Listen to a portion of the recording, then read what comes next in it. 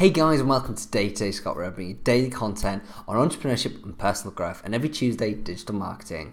So, how do I bring you that content? As an entrepreneur yourself or someone who's hungry for personal growth, you know how much we learn each day. And that's a really key thing with my channel, is all I'm simply doing is I'm curating what I learn from each day and putting it into content, these videos, for you to learn from. And that does a number of things. It allows me to learn from it, it allows you to learn from it. So we both get to learn, because I get to reconfirm my knowledge, as well as get those light bulb moments when thinking back over it and discussing it with myself. And you get to learn from it as well. So you get to take on my failures, but don't actually do them yourself, because you get to learn from my failures. So you make little failures then, but at the end of the day, as you'll know, an entrepreneur journey, there's going to be lots and lots of failures. Sorry, I'm just going to, there we go, beautiful. There's going to be lots of failures, and I want you to fail as much as possible as you possibly can, because at the end of the day, you're going to learn, and it's a big part of this video is about learning and accepting to learn things you don't want to necessarily learn. I think this is a really key one, especially key at the moment with everyone having to file their accounts for the last financial year. It's very key. So knowing where your money is going is so important in business. No matter how good you are with sales, marketing, at the end of the day, if you can't manage the money, your business will not last, and you will not last. You will not last. It doesn't matter how you make it. You can make millions and millions. If you can't manage it, it will go just as quick as it came in. So this is what it's about. It's going to be a quick video, because I need to rush, because I've got a bus that I've got to run for after this video. So it's going to be a quick one, so don't worry. Okay, stay tuned.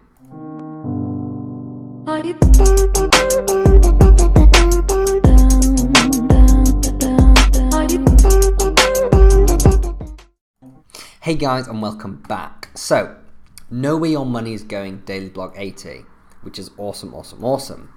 20 off of 100. So, if I'm being brutally honest, which I am on this channel, I always push myself to be, I'm good at making money, I'm just not good at managing it. So that's something that I've really come to grips with, and this is a big new part of my learning curve of my company, which I love learning. That's the thing that I'm fascinated by, is learning. But I'm just going to let you know a few things that shocked me when I've been recently going through my accounts, because my mentor's been saying to me, do your accounts for probably the past 6 months. He's been saying it, and basically, I just haven't done it. I'm just like, oh yeah, because I just hate dealing with numbers. I think most people can resonate with that. It just makes me weird. I don't like dealing with numbers, but now I've done it, I like it. I like it because I know what's going on. And these are the things that shocked me when I started doing it. First thing that shocked me is how much I spend. That shocked me, is how much I spend. And not just how much I spend, because I'm not like an orderaholic, which I've just made that word, that makes no sense. But an orderaholic is one of my family members who just orders off Amazon every bloody day. Now, I don't do that. The only time I order off Amazon much is Christmas and my birthday. I don't really order that much. I do think where most of my spending has gone to, like, traveling to Manchester a lot, paying for a lot of social media stuff, and just just going out and drinking. And I don't even drink that much, but going on those nights out, instead of spending 30 quid, I'm spending like 80 to 100 pounds. And you think that's okay for now and then, like, it can be like, oh, okay, yeah, no, I don't do this much often, so I'll do it now. But by God, it adds up. And that's what I'm realizing, is not just how much I spend, but how much things cost over time. Like, even something as small as my travel. So I go to Manchester. That's £15 because I have a rail card, so it's £15 for me, or just under it. So that's okay. I feel £15 is quite doable. When I realise actually I've got to go to Manchester 6-7 times a month, suddenly this £15 is a lot more.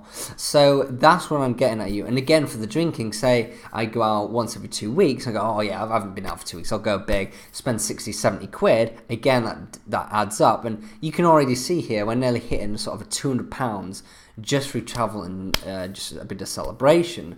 So that's what really shocked me, was how much I spent, and not just how much I spent, but how much things were over time. I think that was probably the most shocking thing, is how things increased. Now, another thing that shocked me is how much tax I have to pay. Now, I appreciate tax you have to pay. I'm not going to argue it. At the end of the day, they're the rules, and I appreciate the rules because I'm not going to moan. I'm going to adapt, and I'm going to learn, and because at the end of the day, the second you start moaning, what's the point? Your business is not going to progress if you just moan about something that's never going to change. I'm not going to moan about it. I'm going to look at it and go, okay, that kind of sucks, but I'm going to learn. I'm going to learn how to be better at my company, to maintain my expenditure better. And basically, to give you a general consensus, as a limited company, pretty much, give or take, for every pound I make, 70% of that, so 70p, will go to the tax man.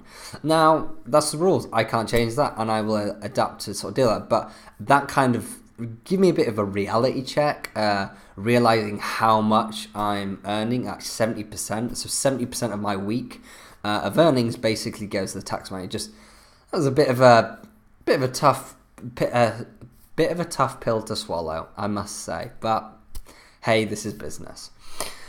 So I think the easy thing for me to do is get annoyed, and I went through that a little bit when I was just like, I just annoyed myself. I was like, but now I'm kind of through that, and I'm like, look, yes, this sucks, but at the end of the day, this is business, and if you want to run a successful business, if you want to be remembered, and if you want to be successful in business and actually have your own responsibility for having business, then you need to stop moaning, get off your ass and start learning this. And that's the one thing that has helped me overcome this, is that I don't like numbers, and that will not change. But what I do like is learning. And I know that you might go, oh yeah, whatever, he likes learning, that's sad. I don't know how to communicate. It's not like I just like learning because everyone sort of likes learning. I'm fascinated by learning. I'm fascinated by it. And I think that's why sort of it helps with my growth and my company, because I'm fascinated. I will just ask stupid questions because I'm fascinated to really understand things. And that's the thing that's allowed me to sort of overcome this and just start taking action on what I need to do with my accounts, is I've just tied this aspect of I'm learning, and now I love it. Like, I'm suddenly doing my accounts, and I enjoy doing it because it's something I'm not used to learning, so it's all new. So my mind's buzzing, it's using different parts because I'm learning things that I've not actually dealt with before. So it's really cool, it's really unique because it's not just marketing. So I actually quite like it. So that's what's allowing me to overcome it, is just learning from it. And a big thing at the moment, so there's something that you have to process by the 31st of January, a self-assessment form. Now I'm speaking to HMRC, and I had a call with them today, and I've got a call tomorrow with my accountant, and sort of we're trying to figure out whether I need to. HMRC basically said I don't have to process it, but I'm just going to double check it tomorrow. But the thing why I mentioned that is that that's for 31st of January. And obviously you understand that's in 2 days' time, and you get heavily fined if you don't hit it. But the thing that I love about that, again, I could freak out. At first I was like, oh shit. But then the thing that I love from it is the pressure. If there's anything that helps me learn fast, it's pressure. Like, that is hands down the best. If you give me a month to do something, no matter how much content you give me, realistically, I ain't going to do it unless I genuinely need a month to do it. I ain't going to do it until the week before. Like, because that's just how I work. I think some people could misperceive that. I think some people could perceive that as, oh, you're just lazy, you don't take action fast enough, you don't plan. I can understand if you think that, but at the end of the day, I do my best work under pressure. I'm not efficient when I'm not under pressure. I'm really not productive I'm much more unproductive when there isn't some sort of really pressurized time or authority or someone on my back. I need that pressure, and that's why I'm getting sort of accountability partners. I'm going into these offices, I'm putting stuff off, which isn't good. I don't advise putting stuff off, like assignments in uni or work, and especially accounts. But for me, it really helps. So I see that the positive in it, that if I do need to commit something on 31st January, I see the positive of this time pressure means I will take all my work, everything out of my schedule, and I will throw it out the way, and it'll just be this. And I think that's great because I know, so I'm just adjusting that to make it good, because I know if you told me that this had to go in the 31st of February, I still wouldn't do it till the week before because I don't like numbers. So I actually really like that I've got this pressure. I'm embracing it, which I think is probably the best thing I need to do anyway than run away scared. So I'm loving it. I've spoken to HMRC today. They were so helpful. They really helped me. I'm speaking to my accountant early tomorrow just to sort of clarify things. So like I'm happy with it. And I actually went on. I went on a little free sort of course today. Someone who works in my offices, great guy called Sam, and he does financial planning for families, so sort of like personal finances and saving, and sort of helps people with saving money in their lifetime. He said, "Yep, come along," and I sort of had spent the time there, and it was great to just learn from him and really. Again, that gave me a bit of reality check of sort of managing money and be smarter with it and how you can invest it much more wisely. So that was a great talk. Thank you very much, Sam. Not that you watch his videos, but thank you anyway. So that was fun. So that was another thing sort of urged me to do this video. So my takeaways for this video is simple. Number one, know where your pennies are going. Know where every dime in your business is going. I don't mean every pound, every £100. I mean every penny. Even if it's 5p to the train conductor, which would be strange, or if it's £20, £300, everyone know where every penny is going and understand why it's going there. The other one is don't just know, but learn from your accountant. So don't just know exactly what your accountant does, learn what he does. I think that's really key. I think too many people see the numbers, like myself, see the numbers, get scared and go, oh, I need an expert. Which, yes, you do need an expert of an accountant. I completely agree there. But I don't believe that you should just alleviate everything to him or her and not take any interest in what they're doing. Because at the end of the day, it's your money. You should know, no matter how credible they are, I'm not going to say that they're going to take your money. It's not about that. It's about the fact that you should know where your money is going. Someone who's managing a business and growing a company should know exactly where the money is going at every time of their business. You should know exactly, because then you know how much you can, you know everything about your monetary and sort of your growth of the company, how you can invest and blah, blah, blah. So I believe no matter whether you have an accountant or not, which I would urge you to if you're starting out, is know what they're doing and learn it. And that's what I'm going to do, and that's my agreement with my accountant, or soon to be accountant, is I agreed with him that I want you on board, but like I want to learn what you do. Like you have to take calls from me randomly, and just I'm going to ask a lot of questions, and he loves that and he liked it. So that's a big thing. And another one which I'm doing tomorrow is always double check things with experts.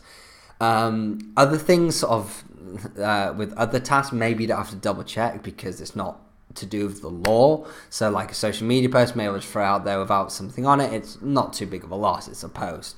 However, when you're playing around with the tax man and the law, you don't mess about. So that alarm basically means get a move on. So I need to finish this on. So always double check everything, and that's what I'm doing tomorrow. So I've been told it today by HMRC, and I'm double checking it tomorrow with my accountant to make sure that's correct, because I don't want to be fined and I don't want to piss off the tax man. So that is my piece on knowing where your money is and accountants, and managing your accounts. I hope you enjoyed it. I have to go because my alarm's just gone off. I have to go, like run. Please do subscribe to my YouTube channel at Scott Mears. Follow my Twitter at ScottMears_, and my Facebook at Scott Mears Entrepreneur. As always, guys, it was an absolute pleasure. The best way to predict the future is go out there, create your future. This is day today, Scott. Enjoy the new outro. See you tomorrow, guys.